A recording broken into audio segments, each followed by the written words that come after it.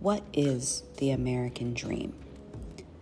The idea floats around in my head as an abstract framework for happiness that's been drilled into my head since I was a kid. People come to America to live the dream. We're told it's the only place in the world where you can come from nothing and truly climb the ladder of success and become something. But when you ask anyone off the street what the American dream really is and how they define it, the answers are similar, but not always quite the same. And if we're being honest, no one has ever granted Americans equal opportunity to achieve their dreams. But we'll touch on that later. Instead, for now, I want you to think of the American dream as an ideal. One we the people strive for.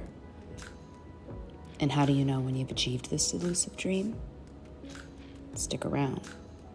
We're going to find out in today's episode. I'm Brittany Dio, and you're listening to What Connects Us? The American Dream. What does it mean to never forget where you came from? Our first guest today is Bill. He took me back to his childhood home. Lived on 3rd Street in Duquesne, Pennsylvania. And basically the mills on 1st Street, 2nd Street, and then 3rd Street, so we lived close to the mill. It was, pretty standard for that time, kind of like a mill house, I guess you'd say, workers' homes. It was actually, I can remember when the blast furnaces would go off and people would run inside the houses because the soot would all start falling all over the streets. Bill's father worked at the mill, and the small houses around the area weren't luxury living. I can remember that everybody on that street had cats because there were lots of rats. We were next to the river and the mills. And so you had to have big cats to keep the rats in the walls. He described his upbringing as blue collar, and the expectations of him were, well, there were none.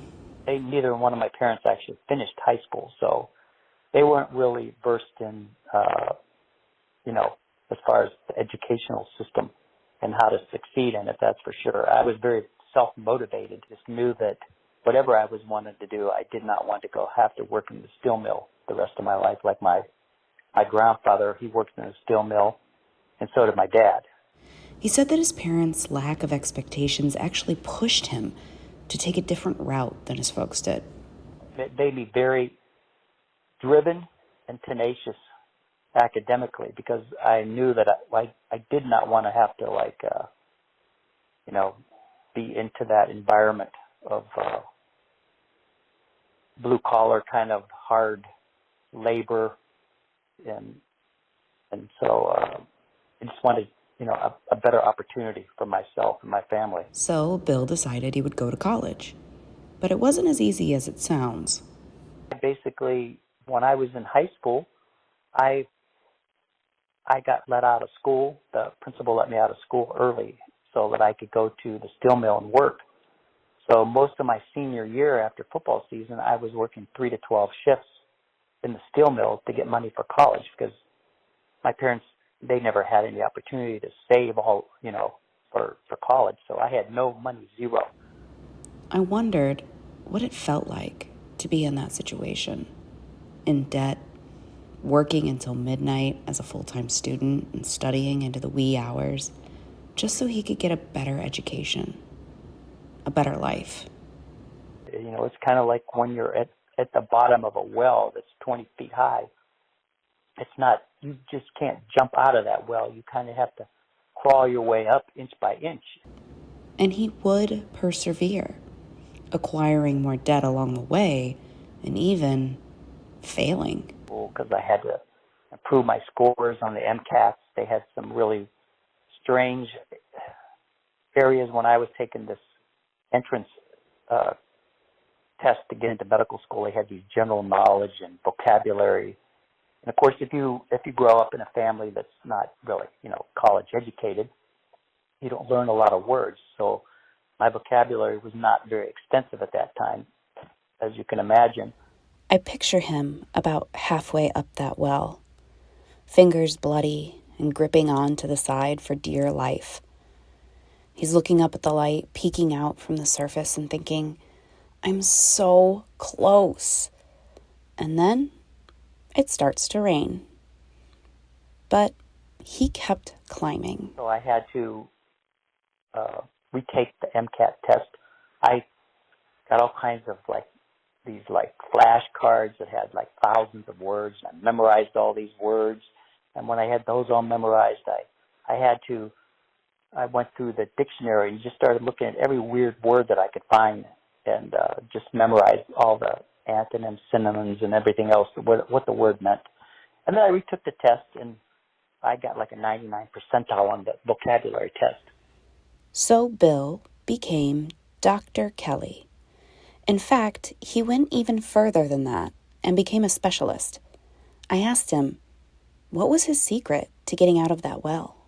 Being tenacious and just sticking to something is, to me, 75%. The other is maybe talent, but being driven and wanting to accomplish a goal is I think, a big part of succeeding in life. My upbringing was much different. My parents had expectations. They were educated and successful, and I was expected to be educated and successful. Bill's story is that of a quintessential American dream, a rags to riches scenario, if you will. So I asked him, what does he think about the American dream? Well, I think the American dream is probably having the ability to strive and succeed in whatever it is that you want to do. I mean, I think that's the one thing about America, is that it's always had an opportunity for you, if you are driven or if you have a certain talent, that you can succeed. He also said it was about freedom of movement, and to him, it was about work ethic and having autonomy over your life. And here's what he had to say about whether or not he'd achieved that dream. I think that, I have achieved what I vision as the American dream, which to me is, I worked hard. I worked really hard, and I was very persistent in trying to achieve my goals. And there were some people along the way that helped me, but a lot of it was, basically being a self-made person. I think that that's what it's all about. Bill's story, or some version of it, is the mighty engine that propels the American experiment, achieving upward mobility through hard work and determination. Greatness is within all of our grasp, and there are no problems, just opportunities. But with our next guest, Nick, creating an opportunity meant something different. So I grew up in public housing on the east side of Woodbridge, New Jersey. I was kind of the minority there. It was all low income. The buildings kind of looked like brick army barracks. Nick was born to a 19-year-old single mother. It was me and my mom for the first 10 years of my life. My dad wasn't really around much. My mom had, different boyfriends from time to time. Had some siblings by those different boyfriends. When it was just you and your mom, did you ever feel like she had any expectations of you growing up? None, really. Only expectations were that I don't misbehave. And what did misbehaving mean? Pretty much anything that bothered her, I would get an ass beating. He said even if his mom wanted to give him advice, she wouldn't know how to go about it.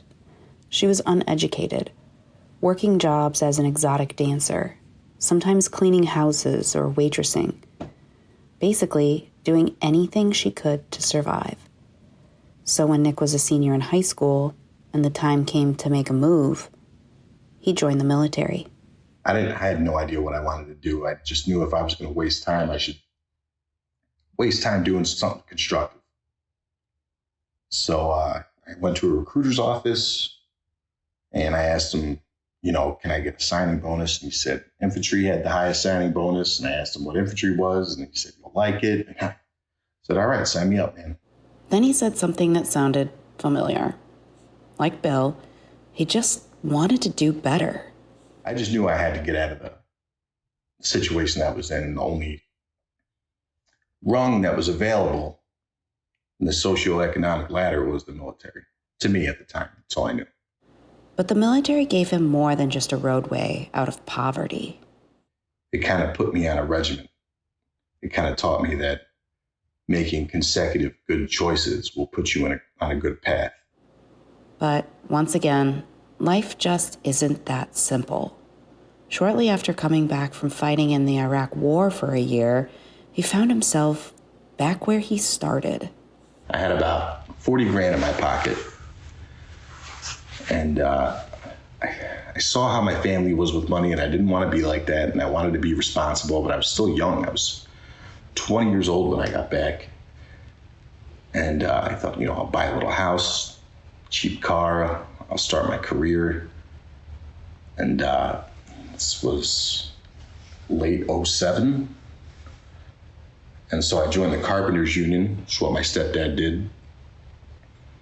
And I bought the little house, I bought the cheap car. And then 2008 came around and the crash, and none of us could find work anymore. And I wound up losing my house and most of the money that I brought home. Nick's story was a setback in my belief that opportunity lies within all of our grasp. Here's a guy who fought and risked his life for his country, did everything right, and still fell victim to an economic crash out of his control. Yeah, that was probably rock bottom for me because I thought I had made enough good decisions to put myself on the right track, but I felt like I was a few steps behind where I even started. So what did you do next? Well, I thought I had to go back to school. Nick moved to Chicago and gave college a try. He decided to become an EMT, re-enlisted in the Army as a medic, and went on to become a paramedic. But he would go 3 years before landing a job. It wasn't that easy. At the time, it was a very competitive job to find.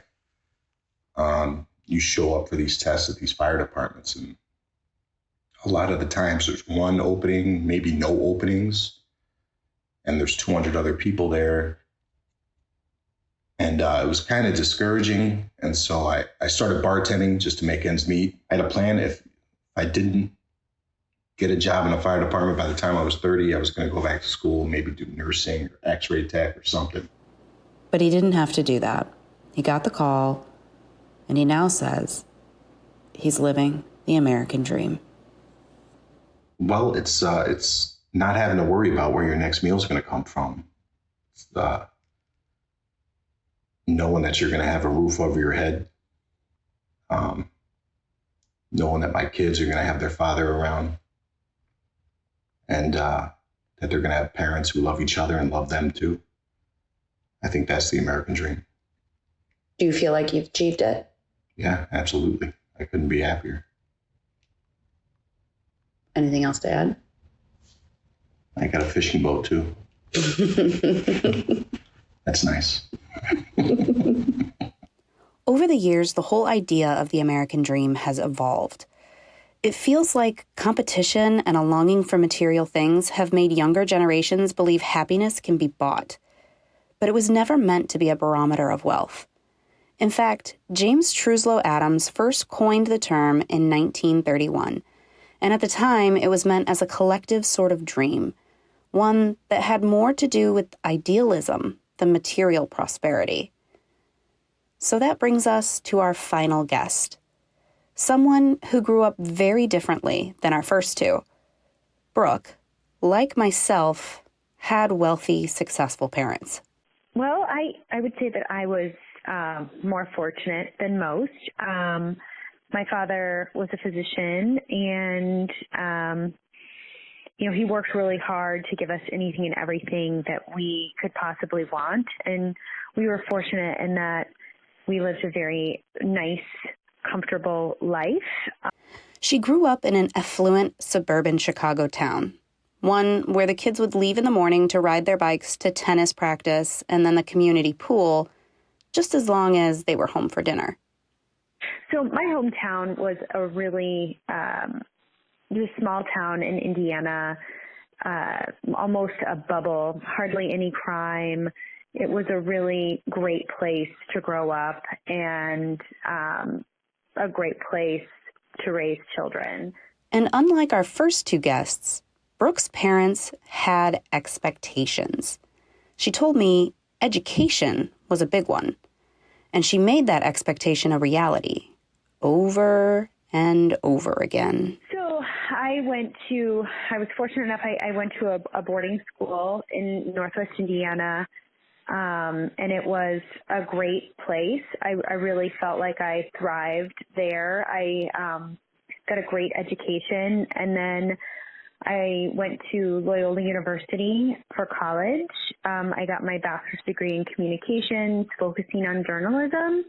Went into the journalism field for a little while, and then went back to school, got my master's in education, and then I taught for a little bit, and then went back to being a journalist. And then when we moved to Chicago, I looked for a public affairs job, and then went back to school and just recently graduated with a dual master's in public policy and administration.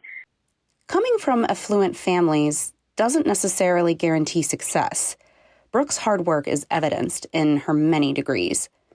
But hardworking parents expect the same can-do attitude from their kids, who, in turn, can sometimes place too much pressure on themselves. Sometimes I think we put even additional pressures on ourselves, and I think that I probably did that throughout my college years and then beyond,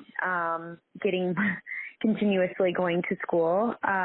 It's something that I enjoy doing, but I think that I put more expectations on myself. And those degrees didn't come easy for her.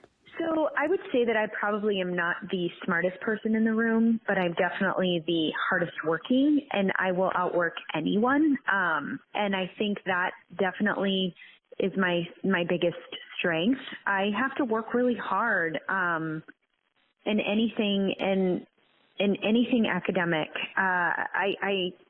Nothing comes easy to me, but I just work at it. I figure out who the experts are. I learn from them. I ask them to take additional time to really explain things to me so that I can understand.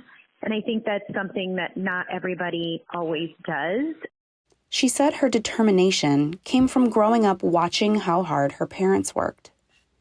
I think that watching my father and my mother, who both didn't grow up in affluent families, they both had to work hard. My dad still works very hard, and he's almost 70 years old. So that role model, just watching him and just what he does every day is amazing. And I'll never be able to do anything close to what he can do, but I feel like I can at least give it a try. So unlike Bill and Nick, Brooke's drive to succeed in life wasn't about getting out of poverty and creating a different life for herself. Instead, her drive came from living up to her parents' expectations and proving that she could succeed at top universities despite her belief that she's not the smartest in the room. But talking to her made me come to a realization. It doesn't matter where our drive comes from, just as long as we have it. Because when I asked her what the American dream is, despite all their differences, her answer came out sounding a lot like our first two guests. I think to me, it's being able to provide for my family, to be able to allow my daughter to be able to do things that she loves, be able to afford things for her. I'm not by any stretch mega rich, but I am comfortable, and it's nice to be able to have her see me, be able to work and to be able to provide for our family. And I hope, my hope is that she will see that and that she will want to be, she'll want to do better than me even, right? That to me is the American dream. But Brooke pointed out another layer of her struggles that the other guests didn't seem to feel. The pressure of trying to achieve the American dream as a working mom. I will say, as a female, it's very hard as a working mom. You put so much pressure on yourself to just make enough money, to be able to have nice things, to be able to still be able to be there for school functions. I mean, I think that sometimes, to me, I would love nothing more than just to be able to give my daughter all the time in the world, but I can't. I won't be able to pay the bills. This is something I can relate to. Society puts an unfair amount of pressure on mothers to do it all. As a working mom myself, the topic makes anger bubble in my gut. My idea of the American dream is probably what every other mom in America wants: time with her kids, financial security, and a sense of identity. We put a lot of pressure on working moms to try to do it all, and it's impossible. It's very, very hard. And I hope one day I'm not looking back and thinking, I should have just given it all up so that I could just spend more time with my daughter. But on the flip side, I want her to be able to watch me be able to take care of our family and be able to provide for our family and show her exactly what my dad showed me growing up.